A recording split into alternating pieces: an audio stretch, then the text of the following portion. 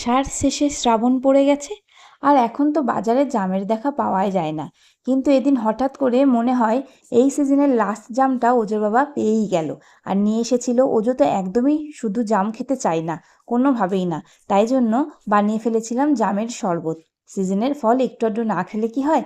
আর এত সুন্দর খেতে হয়েছিল, সেই রেসিপি তোমাদের সঙ্গে শেয়ার করছি। Hello friends, welcome back to Ojo and mom cooking and blogging. তো জামের শরবত বানানোর জন্য আমাদের তো লাগবেই জাম। তো এখানে নিয়ে নিয়েছি 1 বাটি জাম। তো জামগুলোকে কিন্তু আমি ভালো করে আগে একটুখানি নুন মাখিয়ে পরিষ্কার করে নিয়েছিলাম, মানে হালকা হাতে একটুখানি ঘষে ধুয়ে নিয়েছিলাম। এরপরে আমি সমস্ত জামগুলোর বীজগুলো আলাদা করে ফেলছিলাম। শাঁসটা আমি বীজ থেকে যে বাদ দিচ্ছিলাম তার জন্য আমি চাকুর সাহায্য নিচ্ছিলাম।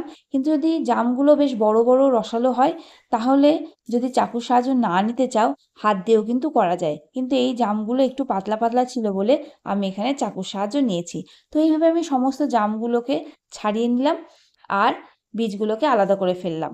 এবার আমি একটা পাত্রে কিছু পুদিনা পাতা ভিজিয়ে রেখেছিলাম, তো সেখান থেকে কিছু পাতা আমি নিয়ে নিচ্ছি।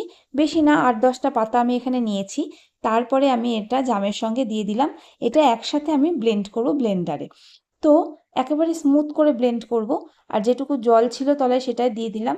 দিয়ে দিচ্ছি স্বাদ মতো সাদা নুন, বিট নুন আর চিনি। জামটা কিরম টক সেটা একটু আগে থেকে চেখে নিয়ে তোমরা চিনিটা ব্যবহার করতে পারো স্বাদ মতো। যদি কারো চিনিতে অসুবিধা থাকে তাহলে তারা অবশ্যই স্কিপ করে যেও। এবার ভালো করে আমি একেবারে প্লেন করে ব্লেন্ড করে নিয়েছি জামটাকে। বেশ থকথকে হয়েছে। এত থকথকে হবে না, শরবতটা একটু পাতলা পাতলাই হবে। আর পাতলা করার জন্য জল দরকার, আর জল মেশানোর জন্য একটা বাটি। তাই আমি একটা মিক্সিং বোলে সমস্ত জামের যে কাঠটা বা পেস্টটা ঢেলে নিলাম। আর যে মিক্সিং যে জারটাতে আমি জামটাকে ঘুরিয়েছিলাম সেটা ধুয়ে আমি এর মধ্যে জল দিয়ে দিলাম। এবার আমি বেশ ঠান্ডা জল বা চিল ওয়াটার যেটা বলে ফ্রিজ থেকে বার করে এর সঙ্গে মিশিয়ে দিলাম। আর খুব ভালো করে নেড়ে চেড়ে কিন্তু জামের শরবতটা রেডি করে নিলাম। ব্যাস, এবার কিন্তু আমাদের পালা শরবতটা সার্ভ করা। তো শরবতটা সার্ভ করার জন্য এখানে আমি লেবু নিয়ে নিচ্ছি। লেবুগুলোকে আমি একটুখানি কেটে নিচ্ছি বেশ গ্লাসটা ডেকোরেট করার জন্য। তোমরা কিন্তু অন্যভাবেও কাটতে পারো। এখন তো নানা রকমের কি সুন্দর ফল কাটে, সবজি কাটে, দেখতেও ভালো লাগে। আর গ্লাস বা খাবার যেটাই দেয় বেশ সাজিয়ে দেয়, বেশ মজাই লাগে।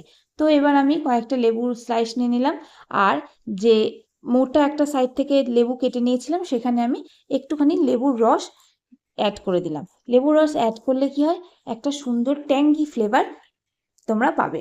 এবার কি করলাম, একটা জায়গাতে আমি এখানে বিট লবণ নিয়ে নিলাম আর চিনির গুঁড়ো নিয়ে নিলাম। বিট লবণ আর চিনির গুঁড়োটা আমি খুব ভালো করে মিশিয়ে নিলাম। এবার একটা গ্লাস নিলাম, মানে যে গ্লাসে আমি সার্ভ করব। এবার সেই গ্লাসটার ধারটা আমি একটা লেবু মাখিয়ে নিলাম। এবার লেবু মাখিয়ে নিয়ে গ্লাসটাকে আমি এই পাত্রের মধ্যে ঘুরিয়ে ঘুরিয়ে এই চিনিটা আর নুনটা গ্লাসের সঙ্গে লাগিয়ে নিলাম। বেশ দেখতে সুন্দর হয়, ডেকোরেটিভ হয়।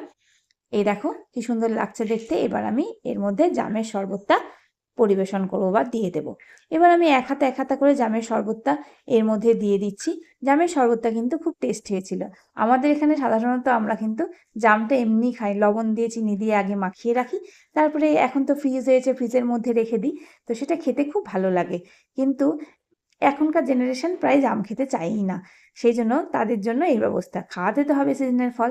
তো একটা গ্লাস আমার সার্ভ করার পরে এটা আমি ওজোর গ্লাস রেডি করছি। তো এর মধ্যে আমি কিছুটা বরফ কুচি দিয়ে দিয়েছিলাম আর ওপর থেকে লেবুর স্লাইসটা সাজিয়ে দিলাম। আর তারপরে আমি এখানে জামের শরবতটা দিয়ে দিলাম আর সাজিয়ে দিলাম একটা ছোট্ট পুদিনা পাতা দিয়ে। যদি ভালো লাগে ভিডিওটা অবশ্যই লাইক, শেয়ার, কমেন্ট করো।